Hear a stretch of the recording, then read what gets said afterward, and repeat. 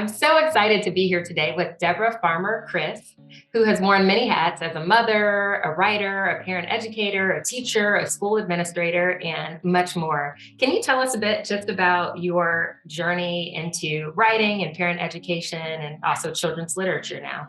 I had my first child in 2011. I began to realize that as much as I just adore working with kids, and I still do, I was trained as an educator and parenting was still really hard, right? I was trained in child development. I was steeped in this. And still, like when my kid would have a meltdown at Target, it just triggers all of your anxieties. And I thought, there's so many amazing, wonderful, loving parents who don't have all this training.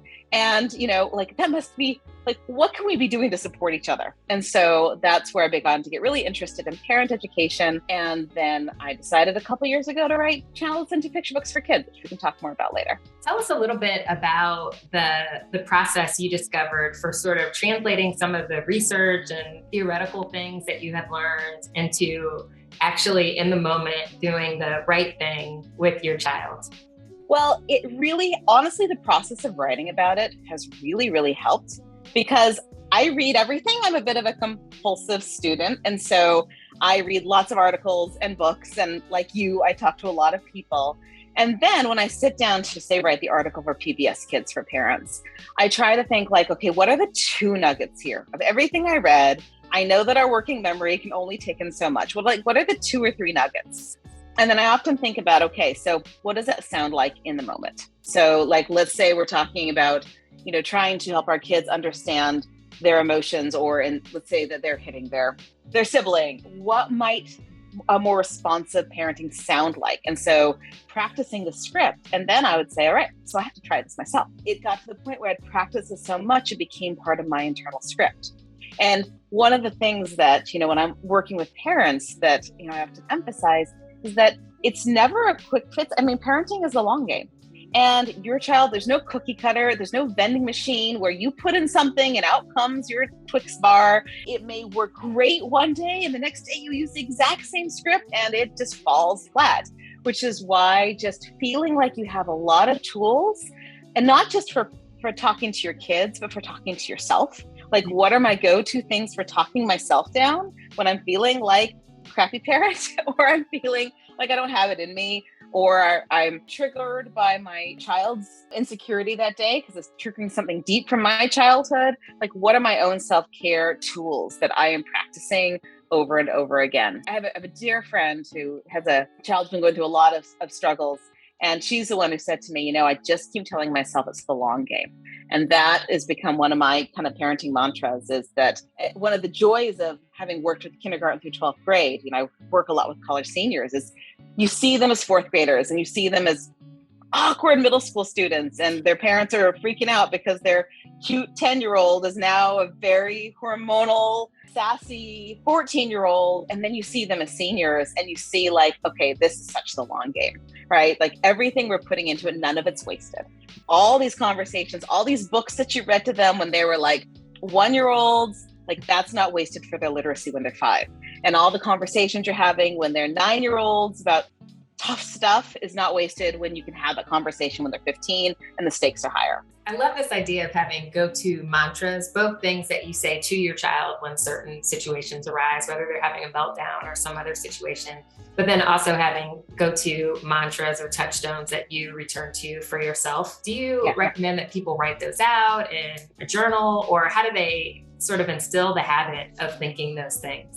I think it is helpful, whatever your system is, right? Whether it's helpful to write it down, put it on a sticky. I mean, like for me, my writing mantra is tell the story of hope, and it's on a sticky note and it's by my desk. It's pinned to the top of my Twitter feed. So I see it every time I go there, because for me, like that's motivating to me, is that we live in a really kind of sometimes very scary world. Every time I write an article or write for parents, I think about how do I tell the story of hope? So if a parent is searching for this because their child is having tremendous anxiety, and so they're searching out my interview with Lisa D'Amour about this topic, I want them to leave feeling like hope it's not wishful thinking, it's not toxic positivity, but it's real, and that's a good thing to have. So sometimes I literally write them down, and sometimes like there have been phrases somebody has shared with me that are so good they just get sticky in my brain. And I'll share one of them with you that I use with teenagers all the time. And this one actually comes from Lisa D'Amour's book, Under Pressure, where she talks about the real concern is not whether or not your child is stressed out, because they will be, and that's okay.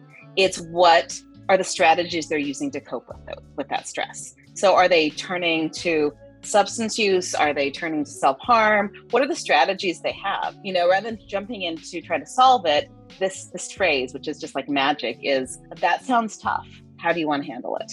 Or that stinks. How do you want to handle it?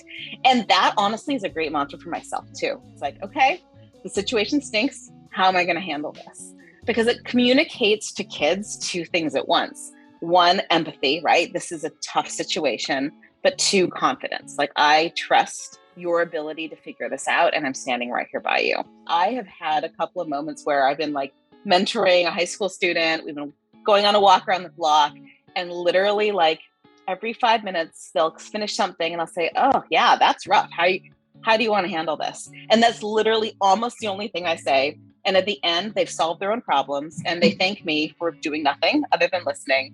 I feel like that is one of those great core phrases that sometimes I just hear and say, that's going to work. And that may be not the core phrase you choose to use, but I look for those when I'm reading somebody like, okay, that one for my child, for my students, I think that one might work. That fits my personality. I'm going to try it and make it my own. I also have a 10-year-old or a child born in 2011, and I definitely will try that phrase out because there are almost daily situations with friendship or on the sports field or in other situations where as a parent, you want to offer a solution and give a specific bit of that. Well, you should say this or you should do this. But I love that idea of just stepping back and empathizing with, yes, that's a tough situation. That's tough. But how do you want to handle it? I think it also implies that they have some choices and they can think through all the different things that come to mind for how they might handle it and then kind of proactively make a choice that makes sense for them in that moment. Would you also say when they respond with a way of handling it that isn't how you would have recommended, how do you follow up? How do you pause and not correct or change what they've responded with? That's a great question. I'll go to the high schoolers I work with, because this is, for anybody you have as a high school audience. Sometimes I just ask, like, what, if you could like wave a magic wand and solve the situation, like, what would you hope that would come out of it? First of all, if it's not something that's going to necessarily hurt anybody, like they can try it. And if it fails, they try something else. Like, I don't want to undermine their ability to test something else, because trial and error is a huge part of just emotional growth. But if their instinct is to be like, I'm going to go tell that teacher off, and then I'll say, okay, but what do you want the ultimate outcome to be? Well, if you want to still have a good relationship with that teacher, is this going to help get you there? And so it's more of that kind of coaching questions. But, that idea of being like the coach versus the problem solver. And, it's so easy to say this, like when you're, writing the article, it's so much harder in the moment because you're thinking, I've been here, I can solve your problem. But it's really undermining for kids and for their own, not only their growth, but for their anxiety, if we're constantly stepping in saying, this is how to handle it. This is how to handle it. Because I think it reflects that I can't do this without my mom or dad. I can't do this without my teacher. And we want them ultimately to be able to do it without us, with our love, with our support, but with the confidence they can do it on their own.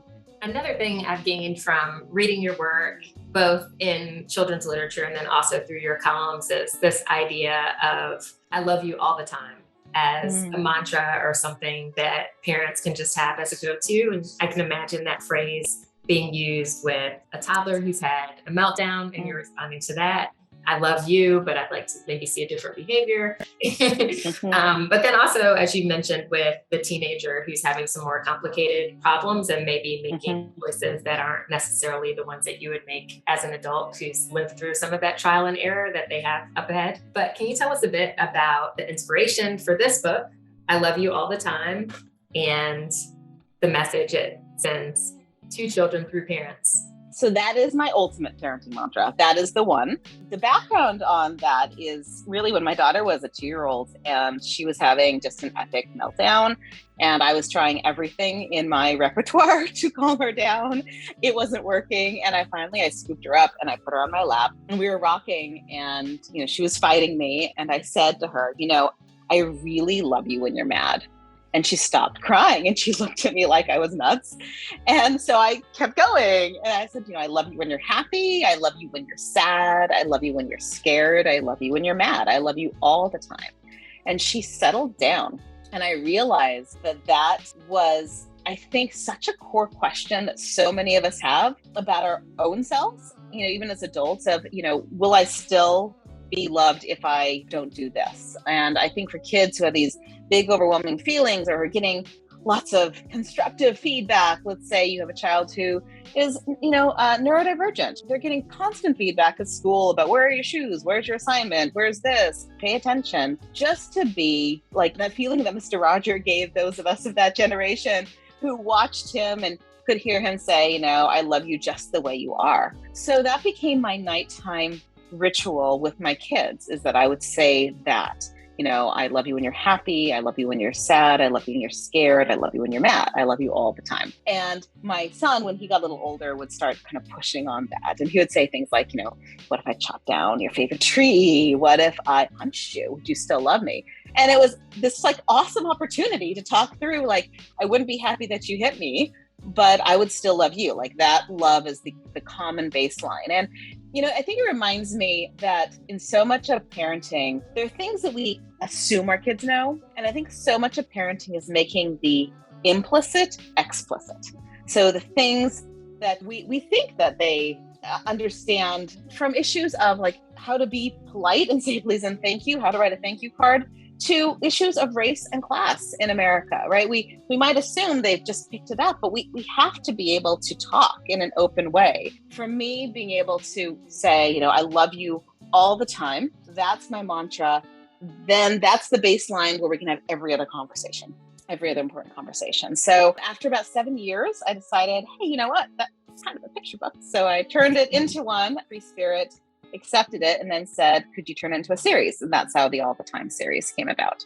And what was it like for you transitioning from writing for parents to writing for children? Well, the great part about writing for Free Spirit is that at the back of the book, there's a letter to caregivers, which is one reason I really want to work with them, is because my thought was one of the most amazing moments for me as a parent. There's nothing I love more than read aloud. Like that, I've read to my kids every day since they were born. They're 8 and 10 now. It's just part of our daily routine. There are a lot of parents for whom they may not be reading the parenting book, but hopefully they're still sitting and reading their kid. And so all of these books are written from a caregiver's voice speaking to a child. I thought I'd love to be able to just almost facilitate that moment between a caregiver and a child, where in reading this book, there was that kind of practice with the language, but also that sense of closeness that can come. The best part is that my kids could be beta testers on a book like this. And I've read so many thousands of books since, not only to my own kids, but as an elementary school teacher,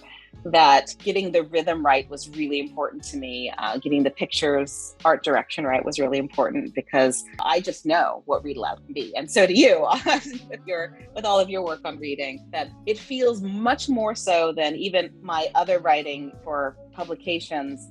This feels like almost the sacred trust writing, because you're writing something that is read aloud to a child. And that to me is it's just absolute magic that I've had a chance to do it. And I'm super excited to do more of it. I love this idea that the book itself contains a lesson for parents. There are so many wonderful children's books, and as parents, we choose them for all different kinds of reasons. Sometimes we love more of the story, or we love the illustrations, or there's some other feature of the book that we love. And sometimes books, the author's intent for how the book will be read and what it can teach are different than the parents' ideas. So I love this idea of books that are explicitly written in the parent's voice, books that contain a couple of pages of notes or a letter to the parent telling them how best to apply some of the themes of the book in everyday life with the child. But I love the phrase that you use also, just facilitating a moment with children. What advice do you have for parents as someone who has read hundreds of books now, or hundreds of stories? What advice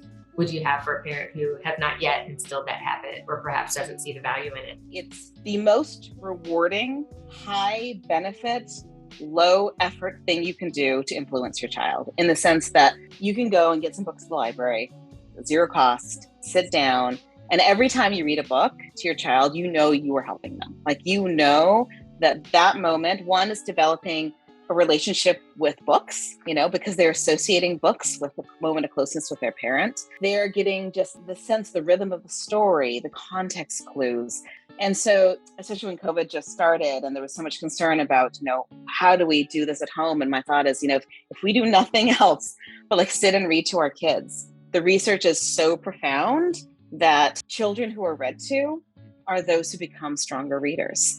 And I think so much of that is just even the emotional connection with books, that you remember the lilt of a person's voice, your grandmother sitting and reading a favorite book and sitting on the lap and having that closeness. And for me, I do mostly read aloud at bedtime. And so it's one of those ways where even if the evening really didn't go well, there's a moment of closeness at the end of the day. Pick one book off the shelf. Often it's an old favorite. We'll sit, we can read one book, and you end the day feeling connected. I remember my second book is I Love You Have Feelings All the Time. And before I wrote that, I remember there was a day when my son was about 4 and he was just having a terrible evening. And I had lost my patience. He had lost his. And finally I kind of was like, go get yourself a book, because I always read a book. And he went over to a shelf and he pulled out Glad Monster, Sad Monster, which is a feelings book. And he brought it over and I read it. And I actually got teary while I was reading it. And I looked at him and I said, are you having a lot of big feelings today? And his eyes got big and he nodded. And I thought that book provided this moment where it allowed him to communicate what he was struggling to communicate. His emotions, his behavior was not about trying to make me angry or be defiant. It was about something else going on inside of him. And it was just that reminder to me. And so I go in and read these books to a bunch of preschoolers. I've been going on the school tour. It's like the best book tour ever. I get to go to a bunch of preschools. These 4 and 5-year-olds, they love talking about their emotions. Like, you just get them started. And they really are so eager to talk to an adult. I'd say if you're sitting down to read a book like You Have Feelings All the Time, just pause, look at the pictures and say, what do you think she's feeling right now? There's this spread at the end where they're releasing butterflies. At the end, the class has raised butterflies. And before I showed it to them, I said, well, how do you think everyone's feeling? Because they're about to release the butterflies. They're excited, they're happy. And then I show the picture. And there's one man who's scared, and there's a baby who's crying, there's a mom who looks stressed out, and somebody's flapping excited, and somebody's sitting peacefully, because we have feelings all the time, and they're not always what we expect to have. So picture books are so, so amazing as their own genre, to be able to sit and read to kids and get them to think contextually and to just bond and just pause and point out, what are you noticing here? And often they'll notice stuff that we haven't. Sometimes, like, if you just pause and linger, you're going to learn a lot about your kid just by hearing how they're talking about the pictures. It's magical. Like, get a library card, go stock up. It's, to me, like, it's one of the great benefits of parenting is that you get to read books.